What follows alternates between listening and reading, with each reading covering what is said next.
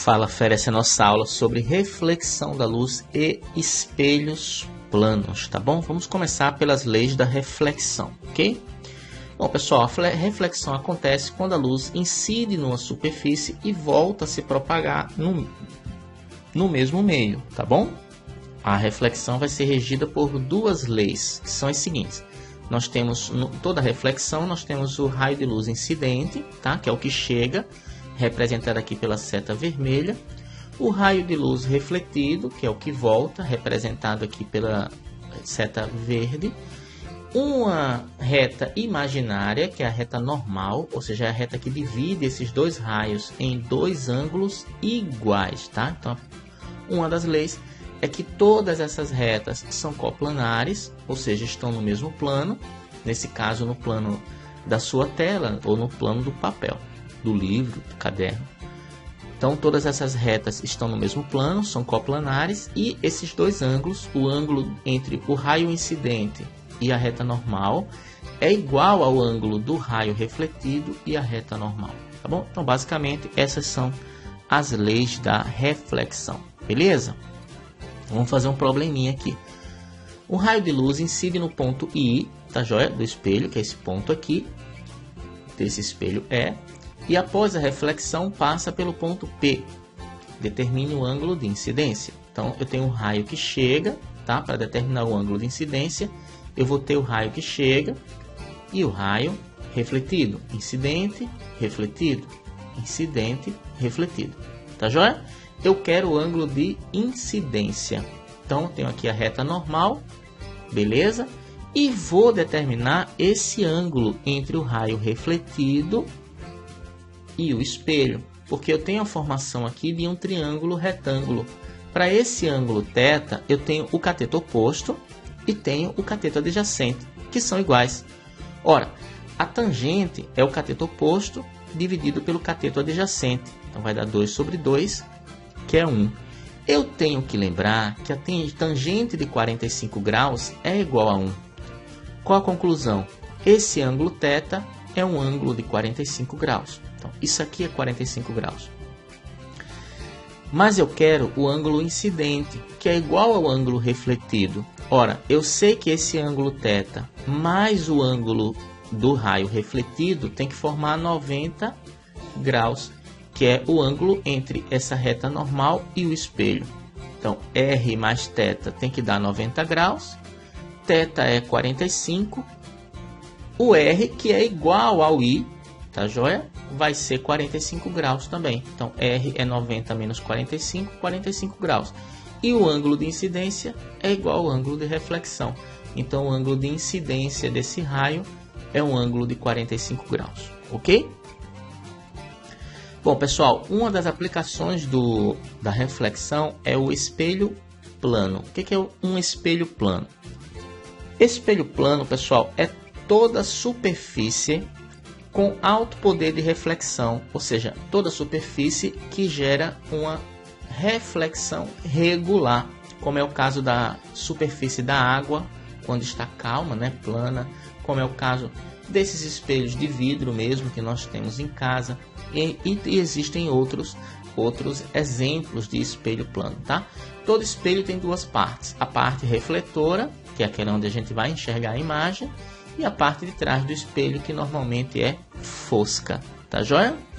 Nós vamos representar a superfície refletora pelo lado liso e a parte fosca por esses tracinhos aqui, ó, essa escovinha, tá bom? Então aqui eu estou dizendo que ela só reflete de um lado, ok? Bom, com relação à imagem, pessoal, a imagem do espelho plano tem essas 4 características.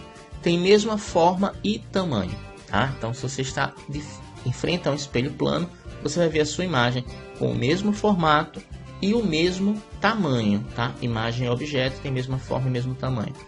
Ela é virtual, ou seja, ela é formada atrás do espelho.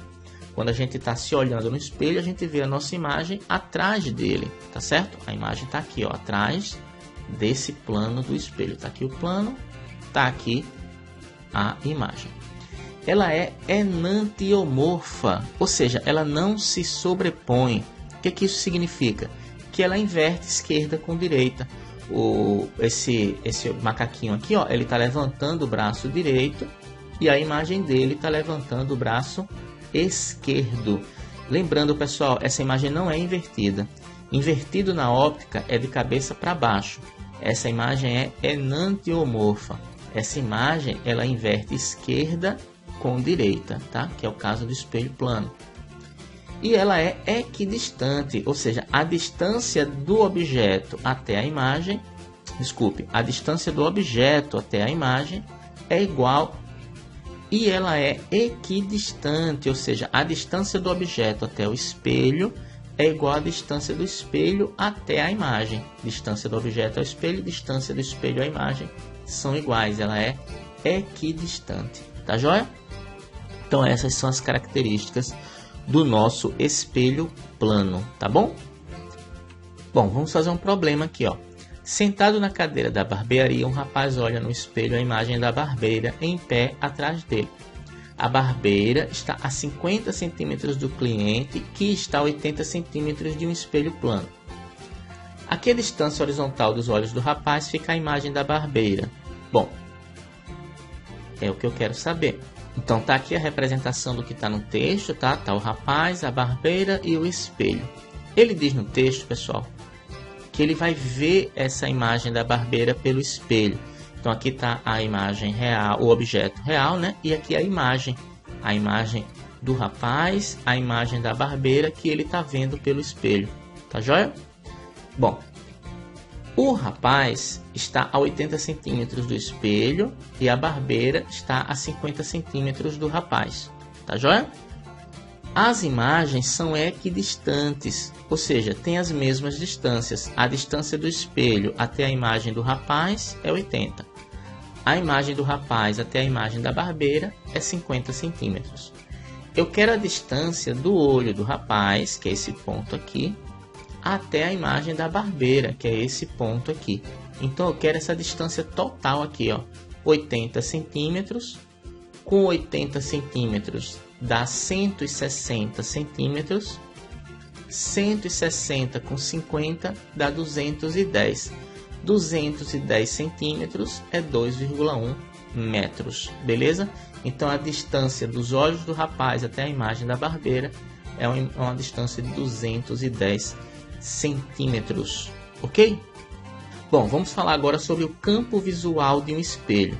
Ó, eu tenho aqui esse observador, ele está tentando ver esses objetos aqui, ó, A, B, C, D e E. Só que tem um obstáculo aqui, então ele não consegue ver.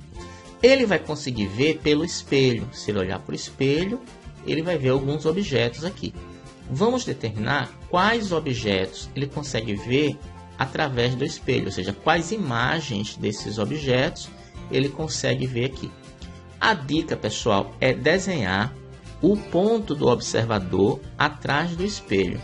Então, ó, eu traço uma linha imaginária aqui, ó, esse é o plano do espelho, tá?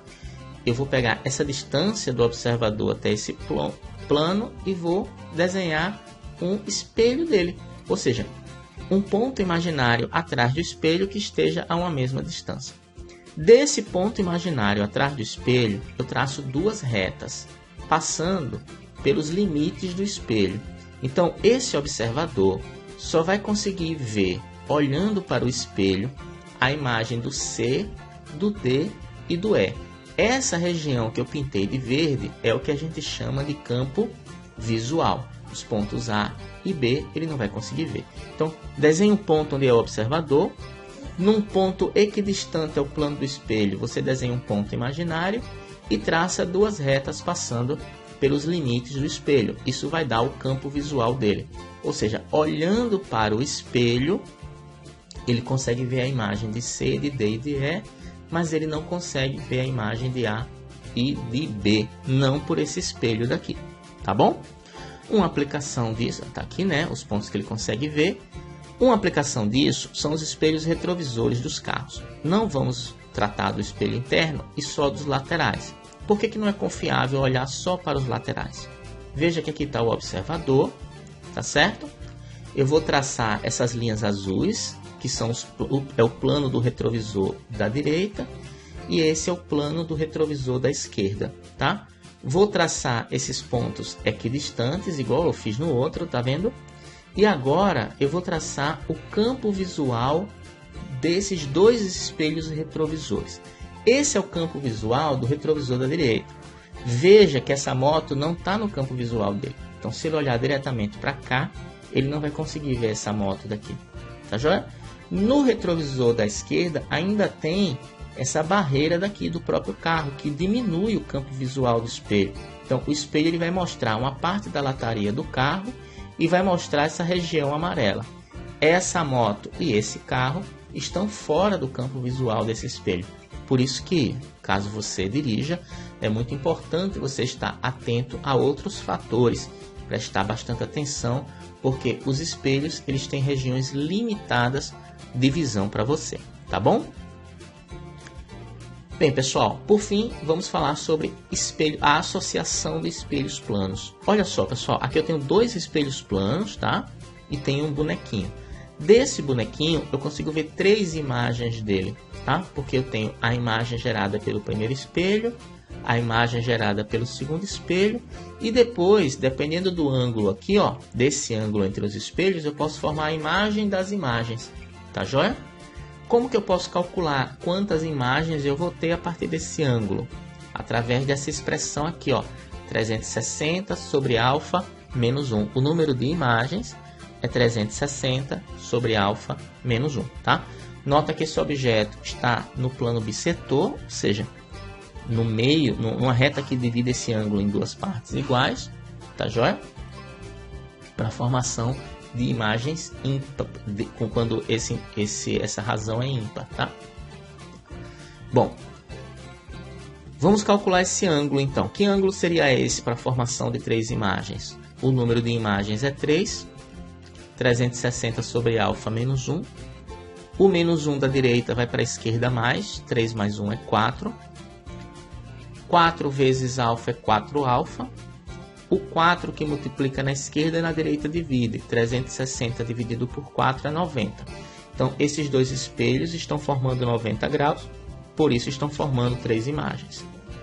Vamos ver agora um problema um pouco mais complexo. Com três bailarinas colocadas entre dois espelhos planos fixos, um diretor de cinema consegue uma cena onde são vistas, no máximo, 24 bailarinas. Qual o ângulo entre os espelhos? Ora, pessoal, se são 3 bailarinas e eu tenho 24 bailarinas na cena, o ângulo vai depender do número de imagens de cada bailarina. São 3 bailarinas, aparecem na cena 24. Ou seja, dessas 24 que aparecem na cena, eu tenho 21 imagens e 3 objetos. Ou seja, são 3 bailarinas, objetos, e 21 imagens delas, formando as 24 bailarinas.